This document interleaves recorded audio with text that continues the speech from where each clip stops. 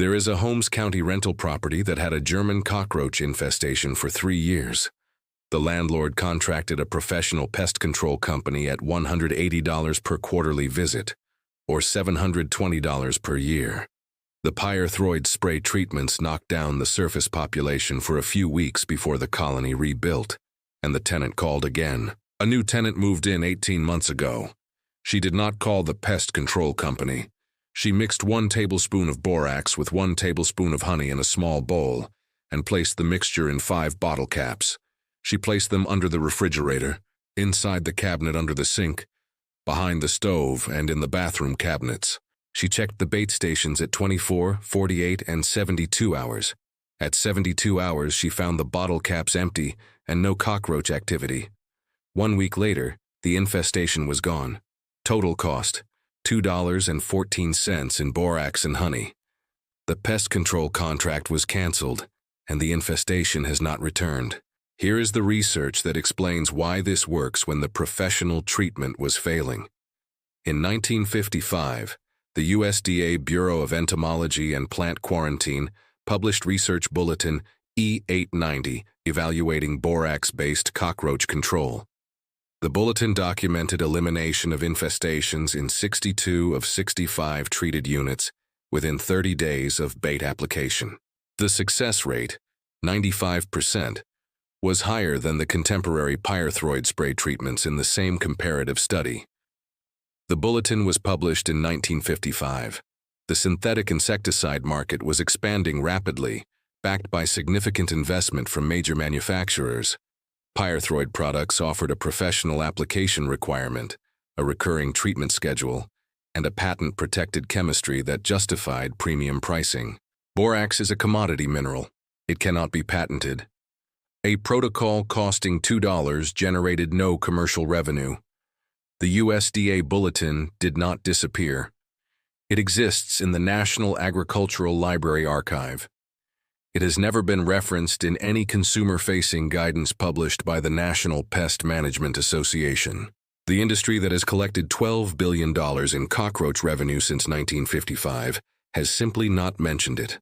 The borax-honey bait kills cockroach colonies through the same mechanism I described for ants in video 31. Borax is not a contact poison. It is a delayed metabolic disruptor that works through the colony's own food-sharing behavior. Cockroaches are social insects that share food through trophallaxis, direct regurgitation of partially digested food between colony members. When a cockroach finds an attractive food source, it consumes as much as it can carry in its crop and returns to the colony site. It shares the ingested material through regurgitation. The nymphs and reproductive females receive their nutrition through this sharing process.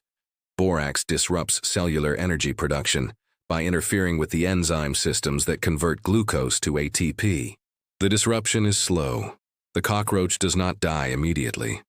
It lives long enough to return and share the borax-laced material. The queens and reproductive females die within 48 to 72 hours of bait uptake through the shared feeding. Without reproductive females and viable egg cases, the colony cannot replace dying workers. Colony collapse occurs within 7 to 14 days. The commercial pyrethroid spray that the landlord was paying $720 per year for works through a completely different mechanism. Pyrethroids target voltage-gated sodium channels in the nervous system, causing rapid paralysis and death in cockroaches contacted by the spray. The cockroaches not contacted, those in wall voids, in egg cases and aggregation sites the spray cannot reach, survive. The queen survives. Within 4 to 6 weeks, the survivors and emerging nymphs from unaffected egg cases have rebuilt the population. The next quarterly treatment begins the cycle again. Over 18 months, sublethal exposure creates significant selection pressure. Cockroaches with modified sodium channels less sensitive to pyrethroid binding survive at higher rates. Their offspring inherit these modified channels. Within 5 to 8 generations, approximately 18 months for German cockroaches, the population has shifted measurably toward pyrethroid tolerance.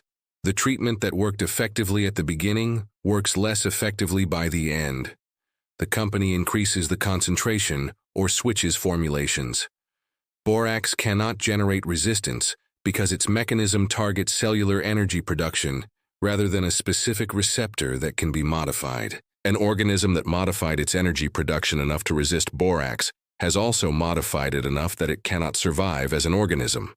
The 1955 USDA Bulletin documented this property. 69 years later, there is still no documented borax-resistant cockroach population in the world. The ratio is the variable that determines whether the bait is effective or whether cockroaches detect and avoid it. The borax-honey ratio I described in the introduction, 1 tablespoon to 1 tablespoon, produces a mixture that is approximately 50% borax by weight. This concentration is above the cockroach detection threshold. Cockroaches have chemoreceptors that can detect borax concentrations above approximately 2% in a food source. They will avoid the bait rather than consuming it at the 50% concentration.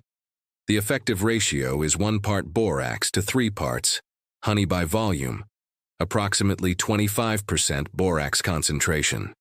This concentration is below the cockroach detection threshold and above the minimum lethal dose for colony collapse. At 25%, cockroaches consume the bait enthusiastically, return to the aggregation site, and share the material through trophallaxis. The correct mixture: 1 teaspoon of borax combined with 3 teaspoons of honey. Mix thoroughly. The honey should fully coat the borax particles, masking their surface chemistry from the cockroach's chemoreceptors. Place in shallow bottle caps, jar lids, or pieces of cardboard cut to approximately 2-inch squares. The bait station needs to be accessible to cockroaches. Do not cover or enclose it. The 5 placement locations that guarantee the bait reaches the colony reproductive core. These locations correspond to the 5 primary cockroach aggregation sites in residential settings and have been consistent across every documented German cockroach infestation study. Location 1, under the refrigerator motor housing at the back bottom. The motor generates heat that cockroaches seek for egg incubation. This is the most important single placement location because it targets the colony's reproductive core directly. Location 2, inside the cabinet under the kitchen sink at the back corner nearest the drain pipe. The combination of moisture from the drain, darkness, and proximity to food residue makes this a primary aggregation site. Place the bait station at the very back of the cabinet where light penetration is minimal. Location 3, behind the stove, between the stove and the adjacent cabinet. The heat from the stove burners and the food residue that accumulates in this gap create a highly attractive aggregation environment. Pull the stove out from the wall, place the bait station at the back corner, and slide the stove back. Location 4, inside the bathroom vanity cabinet at the back corner nearest the supply lines. The supply line entry points frequently have small gaps that provide access to wall voids where cockroach aggregations develop. Location 5, behind the toilet tank between the tank and the wall. Warm, dark, with moisture from tank condensation. Replace the bait stations when the honey is dried out, approximately every 5 to 7 days in low humidity environments. Fresh, liquid bait stations produce optimal uptake. German cockroaches respond optimally to the honey borax bait at the 25% borax concentration. American cockroaches are less dependent on trophallaxis feeding and respond better to a boric acid paste mixed with peanut butter. The protein base is more attractive to the American cockroach's foraging preference. The elimination timeline the Holmes County tenant observed is consistent with the 1955 USDA Bulletin documentation and with the mechanism I described. At 24 hours, foraging cockroaches have found and begun consuming the bait stations. Activity at the bait stations is visible if the area is checked at night when cockroach activity is highest. The bait stations placed in the 5 primary locations should show signs of cockroach visitation. The honey surface will show the small drag marks. The cockroaches that have consumed bait are now back at the aggregation sites distributing the borax through trophallaxis. At 48 hours, the cockroaches that consumed the bait in the first 24 hours are beginning to show the metabolic disruption effects. Cockroach activity levels may paradoxically increase briefly as the disrupted cockroaches move erratically before dying. This brief increase is confirmation that the bait has been consumed. It is not a sign of failure. At 72 hours, the first generation of directly baited cockroaches is dying. The reproductive females that received bait through trophallaxis are also dying. Bait station activity decreases as the foraging population declines. Visible cockroach activity in the kitchen drops significantly. At 7 days, colony collapse is occurring. The nymphs that hatch during the treatment period are finding bait stations and consuming the material. The egg cases present at treatment start are hatching into a colony that has lost its reproductive females and most of its workers. The new nymphs cannot sustain the colony without the reproductive infrastructure that the first week destroyed. Cockroach activity approaches zero. At 14 days, any residual cockroach activity represents new arrivals from outside rather than survivors of the original colony. Check the bait stations for fresh activity. If new arrivals are found, refresh the bait stations and identify and seal the entry points.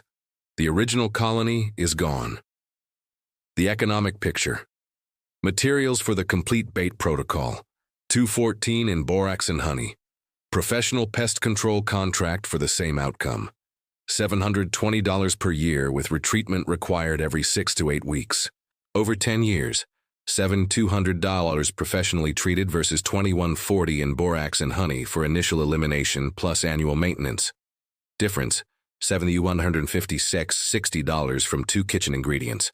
The Holmes County tenant spent $214. The infestation is gone. It is not returned in 18 months because she refreshes the bait stations quarterly. The quarterly cost, $0.54. The 1955 USDA Bulletin is in the National Agricultural Library. It is publicly available. It has been available since 1955. The pest control industry has been operating for 69 years without mentioning it in any consumer-facing guidance. The borax is $4 at the grocery store. The honey is in the cabinet. The bottle caps are in the recycling bin. The 72 hours starts whenever the bait goes down. Drop your state and housing type in the comments. Tell me if you have an active cockroach problem, or if you had one treated professionally. Tell me what it cost. The answer to how long it lasted will be the same across every household on a pyrethroid spray contract. 6 to 8 weeks. Then the call goes in. Then the truck comes. Then the spray goes down. Then 6 to 8 weeks again. The 1955 bulletin documented a 95% elimination rate. The professional contract documented a 95% suppression rate. One of them ends the problem. The other one sells a contract. The bait is $2. The timeline is 72 hours. The colony ends.